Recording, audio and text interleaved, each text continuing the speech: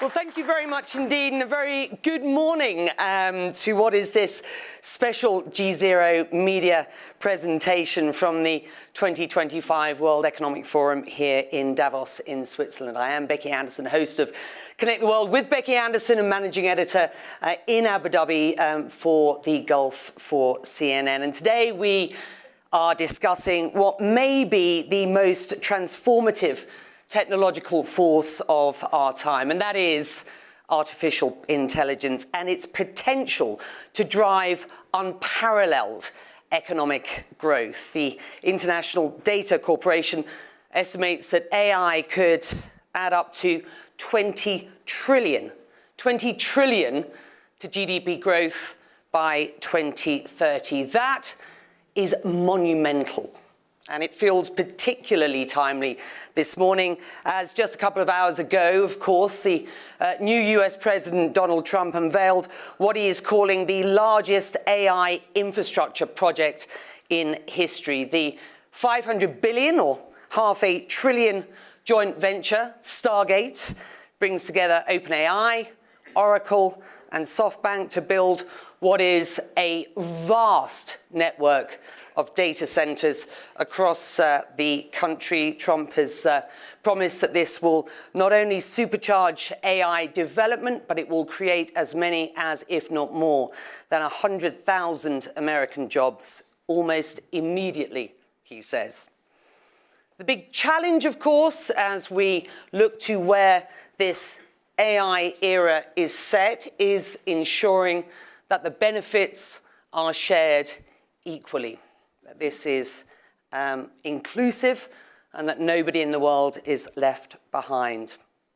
We have a star panel for you today to tackle some of these key angles. Ngozi Okonjo-Iweala is Director General, of course, of the World Trade Organization, or the WTO. Brad Smith is the Vice Chair and President of Microsoft. He is our co-host today. Nadia Calviño is President of the European Investment Bank. Peng Zhao is the CEO of G42, which is an Abu Dhabi-based AI company focused on AI development across a myriad of sectors. And Ian Bremmer is the president and founder of the Eurasia Group and GZERO Media. I'd like you to put your hands together and welcome them all to the stage. Brad, let's start with you. A year ago, the conversation around AI was focused very squarely on the fear factor. It'll take away jobs, AI will impact elections, it poses a threat if ungoverned. These were conversations which were at the top of everybody's discussions here in Davos. And since then, a year on, the narrative has evolved significantly. None of this is unfamiliar to you. You have been sort of behind the scenes, the engine of where this AI era is set to a degree. Where is AI in 2025? Let's start there. Well, I think the hype cycle is subsiding and people are getting to work. A year ago, it was this notion that AI is going to save the world. No, AI is going to destroy humanity. The world hasn't been saved and humanity hasn't been destroyed. I do think that we recognize that AI is sort of the new electricity. It's a general purpose technology that can spread across the economy. We did a good job, I think, collectively as governments and civil society and companies in protecting elections from deep fakes throughout 2024. And I think now we're more focused on all the real work that needs to get done and rolling up our sleeves and getting at it and recognizing this isn't going to be something that lasts months. It'll actually be years and decades that will define much of this century. And how has the new US president got his arms so effectively around AI? Well, no U.S. president, no head of state has one's arms around everything on day 3. And that's all this is. This is day 3 of a new administration. I think the interesting thing about Donald Trump is this is not his first time as president of the United States. And what's interesting is the first White House executive order on AI was actually issued by Donald Trump. It was in February of 2019, and he fundamentally put, I think, 3 big stakes in the ground in that executive order. He said he wanted the US to invest in science and in technology, including research. He said that he wanted to skill the workforce, and he said he wanted to open markets around the world for American AI. And I think as he comes back into office, he has an opportunity to bring even more energy to that, and you're seeing that in some of the early statements he's making. Peng, Brad describing AI as impactful as electricity. Perhaps we could add in there computer chips and software. How is that manifesting itself right now? And Brad alluded to the different sectors that AI is having an impactful influence on. How is that manifesting itself across sectors like healthcare, like science, for example, like finance? Can you just explain? I think we've entered now a new phase of AI from the promise to purpose. Take healthcare, for example. In Abu Dhabi, some of you may know, we're running the world's largest population genomics program. Each long-read sequence of human DNA is 6 billion data points, 6 billion. It's actually like a book. It's a biology language. So we are right now using AI in the UAE to actually understand human biology, applying large language models to understand our health. It's a highly impactful research and commercial initiative because we are actually leveraging AI to build a new platform for researchers and healthcare service providers. That is one example where AI is impacting our society. Of course, investment, security, so many areas, AI now is beginning to serve its purpose. Director General, let me just bring you in here and get your sense of where we are at, because you've been quite vocal and quite upbeat, and I think perhaps to some surprisingly so, about the possibilities that AI presents for global trade. So just lay the table for us, if you will. From your perspective, how do we ensure that upside can benefit more regions and more nations? Well, thank you. I hope I haven't been too upbeat, because there are also downside risks to AI, as we all know. But we just did a report at the WTO called Trading with Intelligence. And the work that we've done shows that there are potential very significant upsides to AI in trade. And this is fascinating. I mean, AI will change the nature of some of the products traded, making them into new products. AI has potential to do one thing, which is very important, to get developing countries more integrated into global markets, and that is reduce trade costs. Through the supply chain, we found significant impact. And you have companies like DP World, the private sector is using AI, and we are seeing that impact on supply chain management and the reduction of costs. So we're quite excited about that. So through those mechanisms, we've seen that if we can really have an implementation and adoption of AI across the board in both high-income and low-income countries, we've done simulations that show that world trade could increase by about 14% by 2040. This is significant. However, if we cannot get this uniform adoption, then the increase drops substantially. It halves, actually, which means that we must work hard to ensure that the global south becomes part of this access to AI and adoption. And that's very challenging, because we know that in Africa, for example, 38% of the people have access to the internet, compared to maybe 68% worldwide and even 90 or so in rich countries. So how do we do this? How do we avoid creating another AI divide that will penalize the world, not just the developing countries? That is the key. And I think it begins with bridging that digital divide, having investment in electricity access, because you can't do this without fundamentals of access to electricity and access to the internet. Those are two key things that we need to think about. Thank you. And I want to come back to that point, because I think it's important perhaps that we discuss as a case study here, the G42 Microsoft plans for $1 billion investment in Kenya. In Kenya, I think a UNDP report recently suggested that only 5% of AI talent has access to compute at the moment. So I think the case study that you guys are involved in is important to discuss here. Before we do that, let me just bring you in, Nadia, if I can. Investment in new technologies is key. There's no doubt about that. How is Europe approaching AI from an investment perspective? And can you foster not just adoption, but also innovation here? Well, thank you very much for the invitation. As Brad knows, I'm passionate about this subject, not as president of the European Investment Bank, not only as president of the European Investment Bank, but as ex-vice president of the Spanish government and ex-minister for the digital transformation of the country. And I have been reflecting a lot about these in the last years.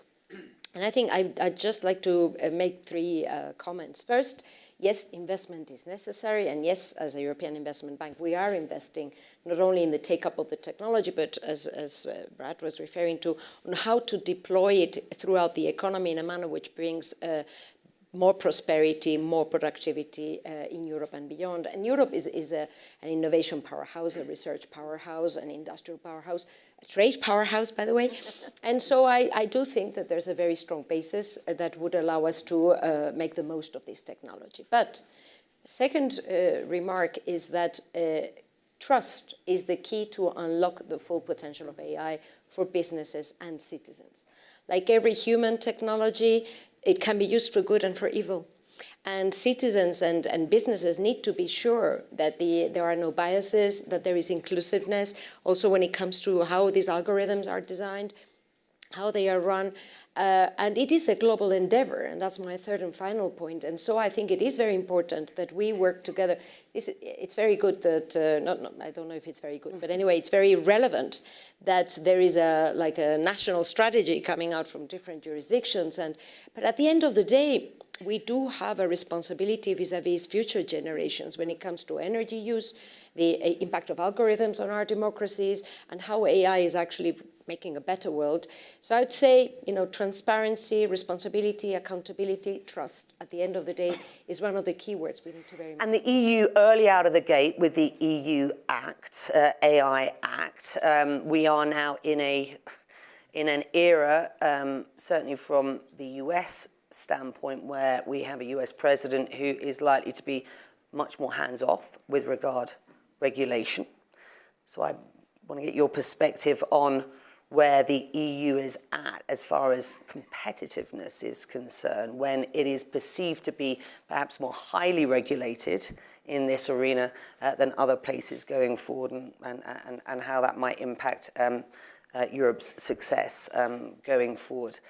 Before we do that, Ian, let me bring you in here for your first sort of lay the table comments, as it were. Your top risks list for 2025 had AI unbound at number 8. How do you see that regulatory environment shifting in the coming months, and what risks could that create? Well, we're starting upbeat here, and I don't mind that at all, in the sense that there is enormous effort by every actor that's touching AI right now, try to ensure competitiveness, try to ensure productivity, try to take advantage of these tools and set them to work. Everyone agrees with that. The UK, I thought, was most interesting in the headlines because they put their initial flag in saying AI Safety Summit. This year they've rebranded. It's the AI Action Summit. That tells you a lot about where the priorities are right now. I completely agree with Brad. We're 3 days into Trump, so how can you possibly read what he's going to do? On the other hand, it doesn't take him long to put a tweet out, right? So I think that there are two things we've seen so far, and one is that the United States is absolutely leaning in to the sharp end of the spear, right, of industrial policy for the Americans globally, which is AI and related constellation of technologies that make that happen, right? Trump is going to be committed to that. He's got some of the world's best technologists around him supporting him, both to make sure that they are appointing people that are capable and also to drive capital. Great. What's the other thing he's done in the first 3 days? He has pulled out of global architecture.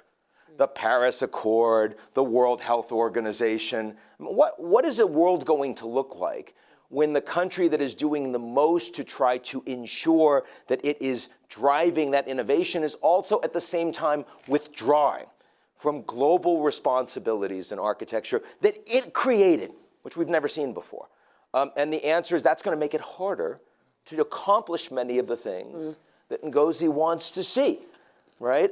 Which is that, and by the way, this is not about reparations for damage that's done. This should be easy. This isn't like, oh, you've destroyed the environment, so now you have to pay us for all the damage you've done. This isn't zero sum, it's positive sum. This is about opening markets. This is about improving human capital. This is about industrial innovation. These are things that we should want for Africa, things we should want for lower developed countries. And I'm excited about that, but it is absolutely unclear to me that that is a priority of the Trump administration. Brad. Yes? Yeah. I think Healthy tension, healthy tension. I would say two things. Well, look, we need AI to move around the world. I actually think that the story of electricity is in part the single greatest technology tragedy in the history of the world, because 150 years after it was first invented, we still have 700 million people who don't have it. And so you need this technology to move around the world. And it cannot move around the world unless there is some level of regulatory consistency. And I do think right now, where there have been, call it longer regulations, well, I'll even omit the word heavy.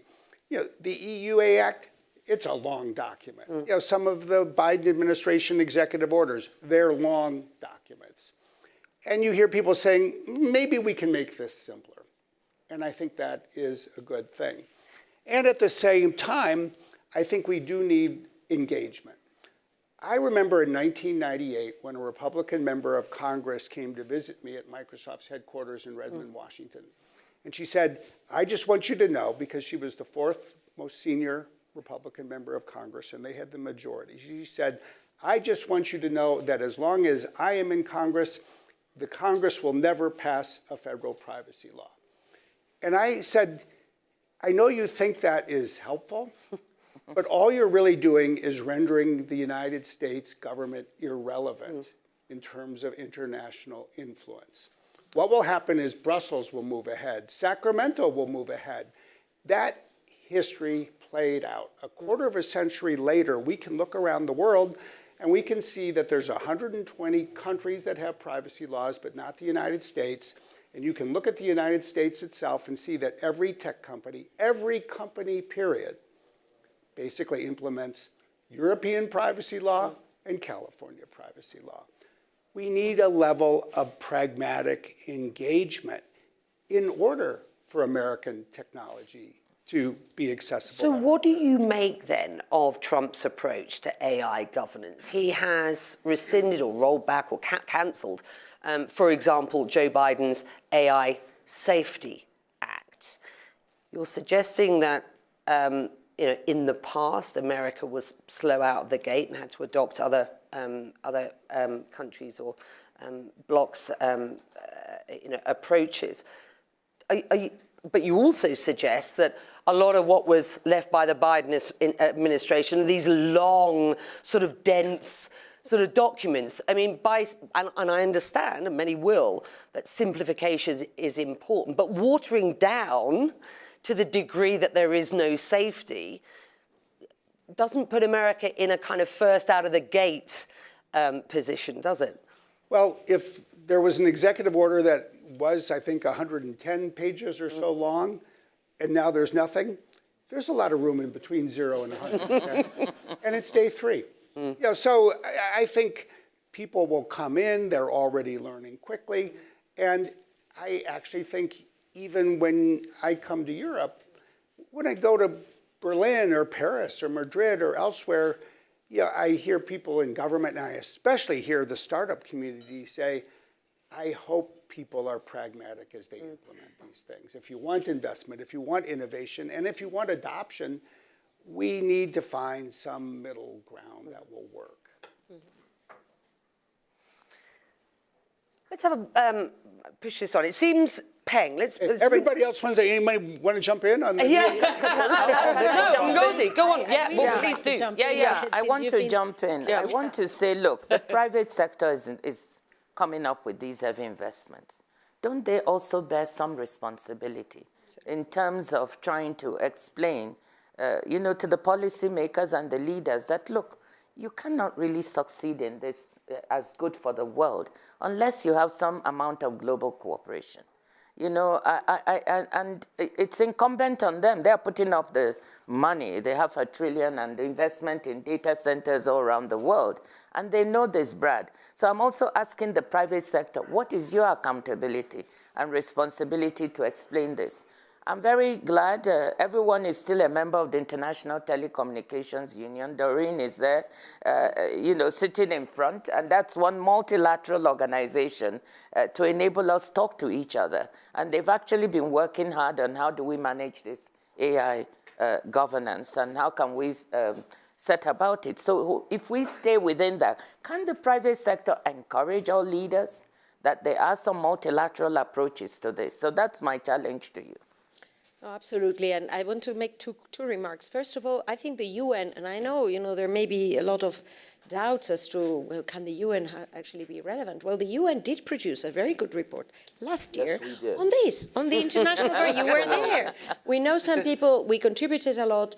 I think because this is a global challenge, we should have global frameworks. And actually, it is a very good report that sets out the challenges, but also has an approach that would allow this technological development to continue and to succeed in a manner which provides trust throughout the world and includes all parts of the world. So I think there we have a good roadmap or a good blueprint for what could be this global governance. But secondly, in Europe, we were very careful and very mindful not to stifle innovation and technological development, but to focus not on the technology, but on the use of the technology, and to differentiate very well what a startup and a small innovative company is, then a massive company that can really have an influence, and what sort of uses should be banned altogether, and what uses should just be watched.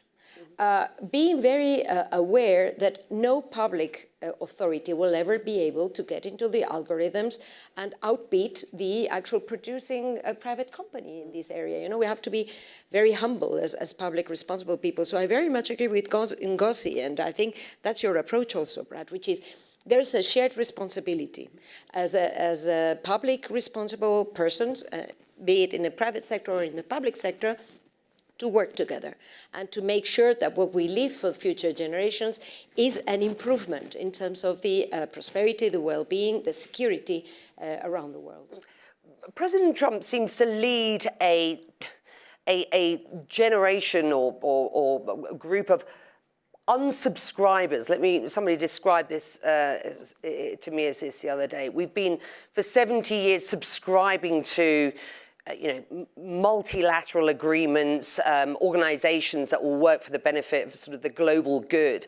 And it does feel now that we are, that we are moving down a route on a journey of unsubscribing. And so, to Ngozi's point, you are eager to see some sort of global agreements here, but you have a US president who does not seem to subscribe to the sort of global way of doing things. So I just wonder, what your perspective is on that, and what sort of, realistically where you see this US administration going when it comes to sort of a global framework. And let me just ask, to this point, what is the private sector's responsibility, both Peng and Brad?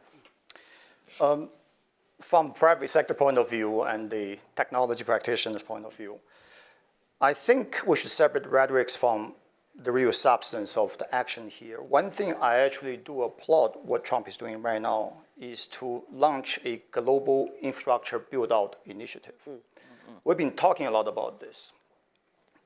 This example you give, Brad, and you really opened my eyes on this. In a big part of Africa today, still, there's no electricity. The lack of electricity around the world actually gave birth to the situation we call Global South. We cannot afford for intelligence not to be equally distributed. To do that, we must begin to build global infrastructure in parallel to all the policy discussions. Today, globally, we have about 60 gigawatt of data center. What was announced yesterday was to build 10 more gigawatt in US alone. And if our forecast as technology professionals is actually correct, we probably need double, triple amount of global data center infrastructure. I'm glad to see a government actually now pushing, leading this investment, and private sector is responding to it. But yes, I fully agree. This got to be done in a way that is equitable, systematic, and in coordination with other regions. But overall, I'm actually very optimistic. We are on the right path to build the next what I call intelligence grid, in addition to this electricity grid. Okay. So first of all, when you mentioned unsubscribers, I thought you were talking about the Washington Post. Because clearly he has been leading a lot of that.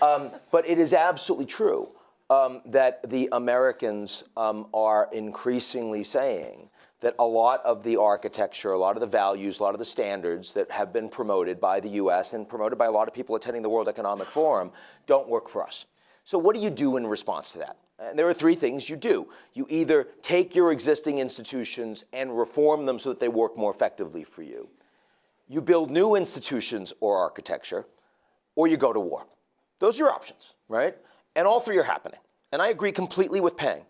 I think that I'm excited about new infrastructure being built. I look at this, diffusion efforts on AI and semiconductors, which Biden put out and which I don't think Trump is going to rip up or rescind. He's got 120 days. I think that they will probably, expand Tier 1 so it includes like maybe all of NATO or at least more countries that are in it right now, things like that. That would be smart. But, it is a plan that will help, in addition to the announcements that we've seen made, in addition to work together with the private sector, that will help build out a national emergency on energy. It's not about oil. It's not about gas. It's actually about smart electricity. And who would have thought that 5 years ago, right? Those are intelligent things.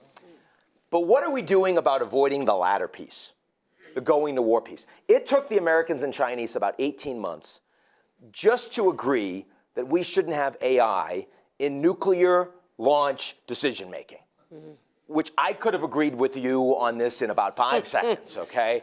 That shouldn't have taken 18 months. That should have been a no-brainer, but it didn't happen because there is zero trust between the Americans and Chinese.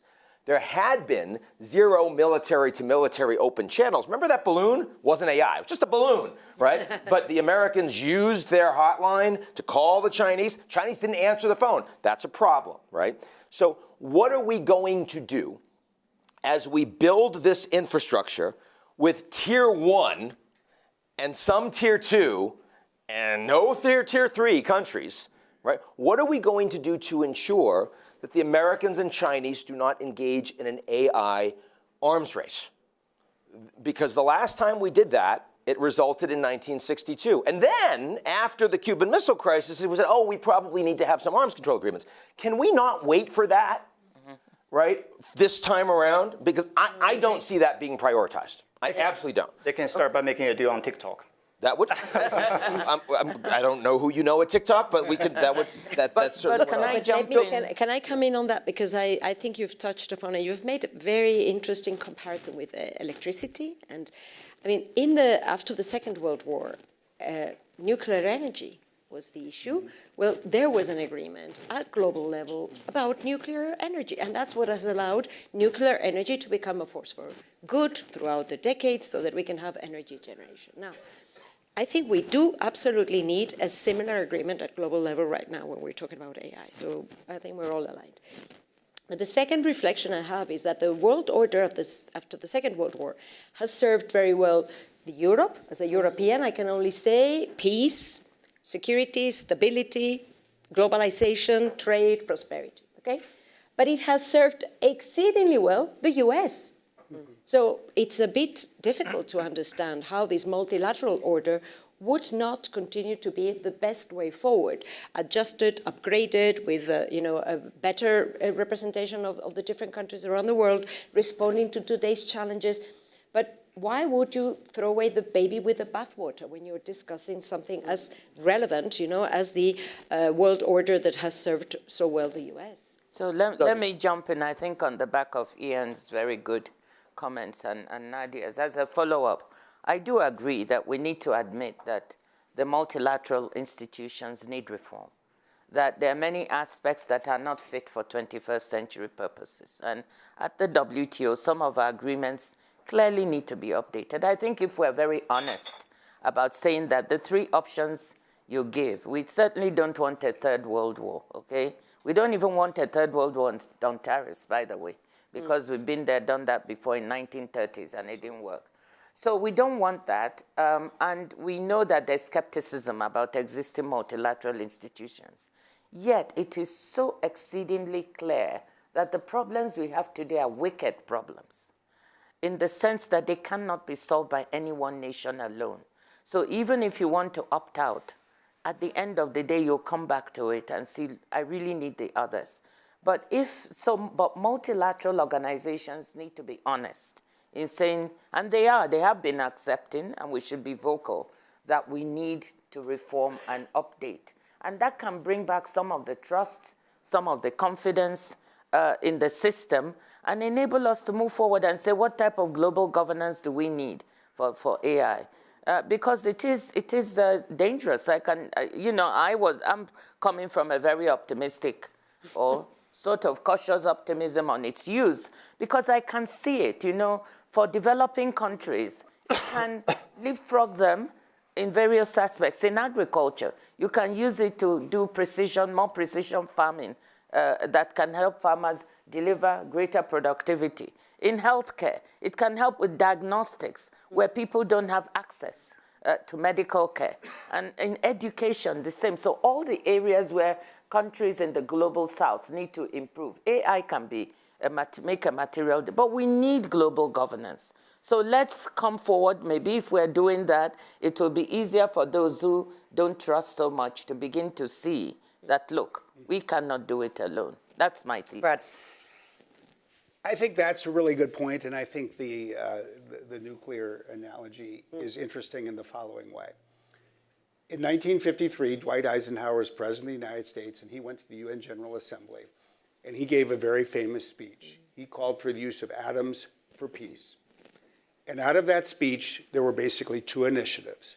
One was the creation of a global institution, the International Atomic Energy Agency, and the other was a bilateral U.S. policy initiative to create what became known as Section 123 agreements, bilateral agreements that were put in place between the United States and more than 40 countries so that U.S. nuclear power technology could go to other countries with assurances that they would be secure, they wouldn't be diverted to other countries, and the material wouldn't be used to create nuclear weapons.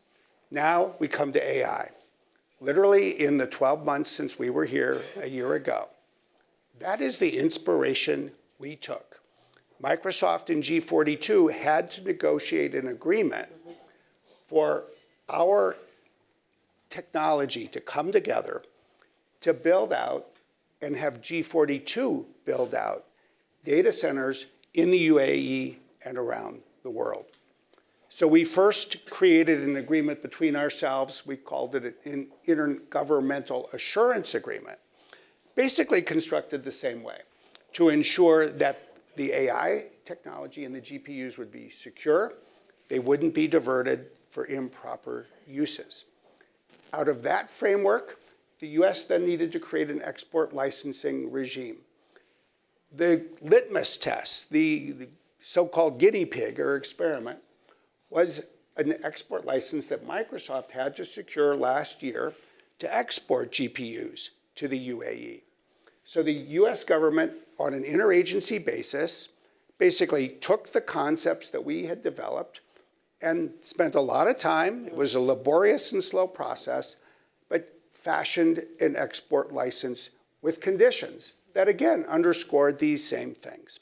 And then this last administration, in its last week, concluded with this long rule about so-called AI diffusion, call it really AI export controls, that it tries to apply this on a global basis. And I completely agree with Ian. There's an opportunity to look at it, to simplify it. But when you look through all the details, what you see is the emergence of a new regime to export AI around the world as nuclear power was exported around the world. And I think that is now moving forward, and that's a good thing. That is a regime to export AI, and certainly American AI, around the world to friends and allies, of course. And the US government to date is focused on protecting sensitive AI components through export controls. And you're right to explain, and I think it's important for the audience to hear this, that the G42 Microsoft deal was very much a litmus test. I mean, it has provided a real precedent for work going forward. You identified, Brad, the promotion of American AI exports as a key priority. Can you just further explain the approach as you see it, and within the context of what Ian has said, in that he sees President Trump's return to office, you know, within the context of tech as unleashing a real sort of US-China breakdown? Yeah, I would say there's two things to think about. First, look, from our perspective, obviously we have a business that is aimed at bringing AI to the world here being the United States, Europe, NATO, American allies, American friends, fundamentally most of the world.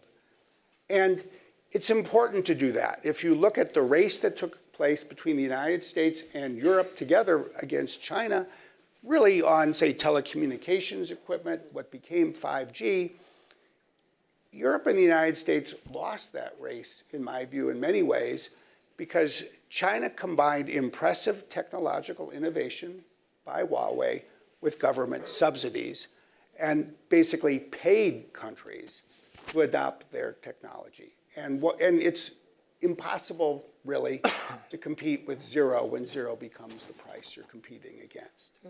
So the good news this time is, unlike for telecommunications equipment, you do have the private sector, and you have private equity and private capital all wanting to invest so that European governments, the US government, those subsidies are not needed. But I think, and this goes to the issues around world trade and the like, we still need help, in my view, from governments as they come together. Peg and I have spent a lot of time together, our teams have spent a lot of time together on this initiative in Kenya. There's 50 million people in Kenya. It's hard to make a data center economically viable if it can only serve 50 million people. Right. But if you add in the people of Ethiopia and Tanzania and Uganda and Rwanda, Eastern Africa as a whole, all of East Africa, 500 million people. Now you have a market that in private capital can serve. And so the real opportunity, I think, from a, call it, trade law perspective, is to have those countries come together and create a data zone, much like countries create free trade zones, so that they can all use a data center in Kenya. So those other governments will have confidence that their sovereignty, their privacy and security for their data will be protected when it is in Kenya. And then I think you have this global architecture that makes room for these things. That's how you avoid a repetition of, say, the technology tragedy that unfolded with electricity. That makes sense. Yeah, it does make sense to me. And I can see an environment where, I mean, if the United States is successful, and the Kenya example is such an important one because, let's face it, the United States has seen Africa as mostly an afterthought. It's been either, military presence and counterterrorism, or it's been international aid. And that's not a sustainable way to develop a relationship that works for any of the African countries, right? And we've seen that play out. This is a very different model. This is a model that actually treats Africans as partners and helps them to develop. I'm very excited about that. The way that we avoid tragedy is to recognize that this is a very different environment than the Cold War, right? So the Americans, if successful, can be dominant in all of these countries in creating this new data architecture in AI. That's very exciting. But you don't want that to be at the exclusion of these countries not being able to work with American adversaries, because that's going to create rogue behavior and isolationism. What's interesting is what I see happening is that the Americans are increasingly trying to dominate a lead in bits and on all this digital innovation, while the Chinese are increasingly becoming dominant in electrons, in energy. I mean, post-oil, and you talked about how excited you were to in the UAE to build the post-oil knowledge economy. Well, the Chinese are building the post-oil energy economy. Well, China right now has 3 times more power capacity than the United States. Absolutely. And growing time 5 times faster. Yeah, and I mean, Trump is skeptical of nuclear, though maybe that's starting to change, but Xi Jinping isn't, right? And I mean, they've got the supply chain. And so a world where the Americans and Chinese are okay with the fact that countries are all going to align with the Americans, or vast majority in a lot of these AI applications, but are all going to be tied to post-OPEC on China, that's a world that potentially is stable, but it is very challenging to get from here to there. And we have to with eyes open. We have to with a recognition that there's interdependencies. And I don't see Trump as a guy who governs thinking about interdependencies. So we're going to have to help him. So if you want to ask, what's the responsibility of the private sector? And there are many, that's many hours of discussions that we haven't gotten to. But one responsibility of the private sector so dominant in this space is to help ensure that the United States doesn't hurt itself with narrow, short-sighted unilateralism. So 3 thoughts from my side on what you were saying, and the example in East Africa is very relevant, I think. But to start with, you keep talking about architecture, infrastructure, data infrastructure, but for these to lead to more productivity and more prosperity for the people, you need take up and for it to be actually changing the way we produce, the industry. That's why I keep emphasizing the point that Europe has a very important role to play, and because you do have some important industries, and we're talking clean tech, we're talking health tech, that actually can play an important role in spreading these in a productive and positive manner throughout our economies. My second reflection has to do with you need data, you need computing ability, capacity, and you need talent. And so you need to, and I would add, and you need trust. So this matter of trust is absolutely essential for businesses and citizens to actually help and embrace, let's say, these new technologies, and for them to unleash their full potential. And I think it's this second part is extremely important. So just to say, being very blunt, an approach that says, well, now we want to colonize the world with our technologies and bring to you, I don't know how attractive this is as a proposition, for the other part of the deal, let's say it this way.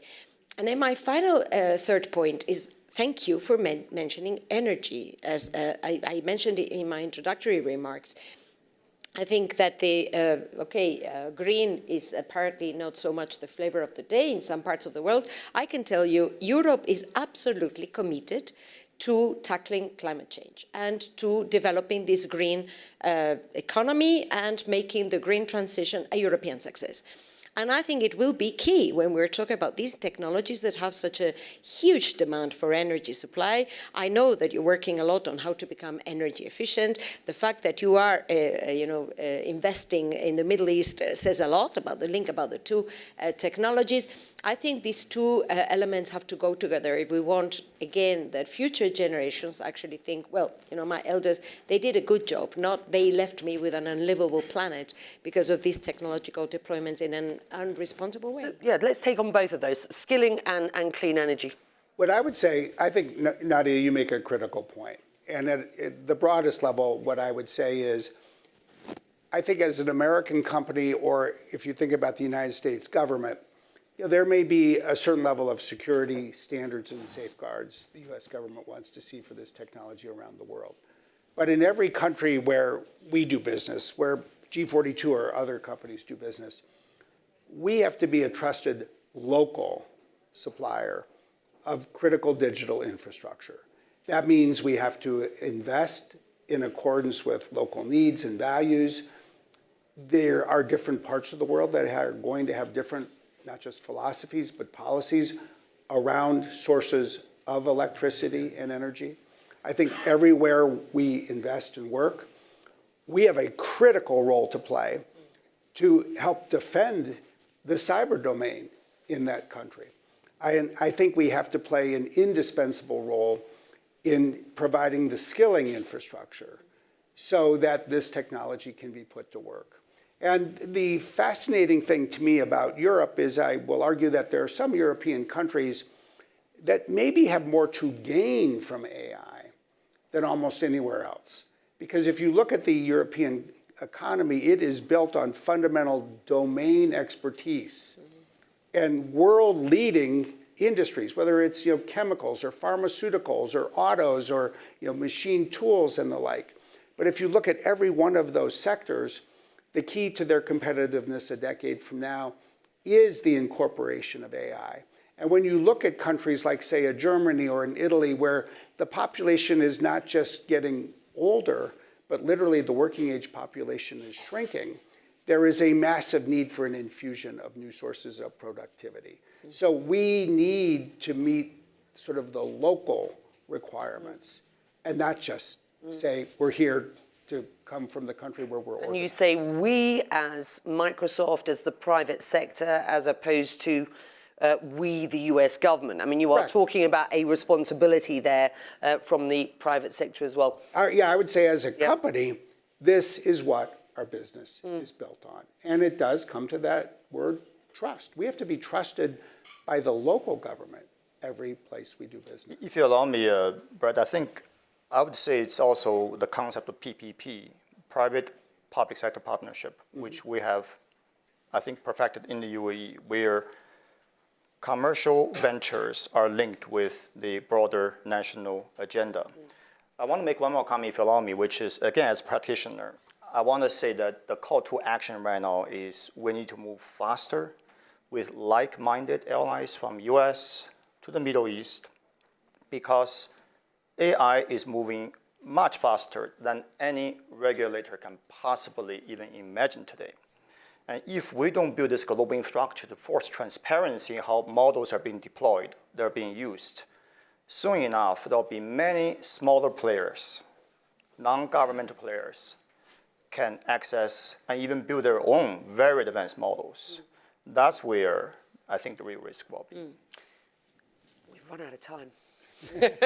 This has been absolutely fascinating. I do hope that you've enjoyed it. There is an awful lot of food for thought there. Thank you very much indeed to my panelists and to you, the audience, for joining us early here today in Davos. Thank you very much indeed. Thank you.